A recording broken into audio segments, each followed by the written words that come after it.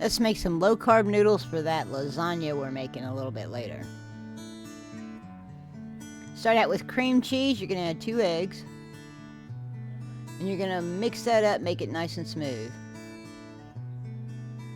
We're going to add some Parmesan, whey protein powder.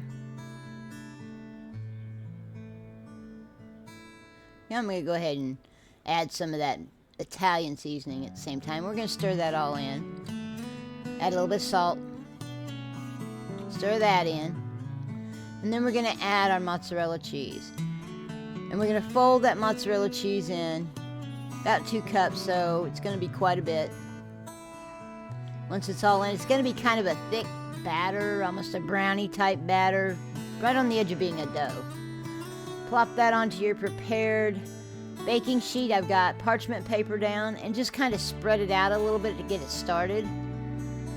And then I'm taking an offset spatula. If you don't have one, you can use a regular spatula. It's going to be just a little harder. And spread it as thin as you can and in as close to a rectangle as you can. Make it all even throughout. Look for holes in the dough and fill those. We're going to bake it for about 20 minutes or so.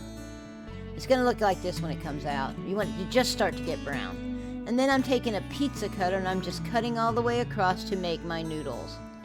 Now this is for lasagna, so I'm making pretty wide noodles. It's going to make you about 6 noodles, so you may need to make a second batch to do a full lasagna, depending on the size of your pan. But you can see it's a little bit bready. It's not as thin as a noodle, but let me tell you something. That bready stuff soaks that sauce up and it's so good. I have a link to a printable recipe in the video description, but I'm going to go ahead and show you the recipe right here anyway. Remember, this is a low-carb noodle.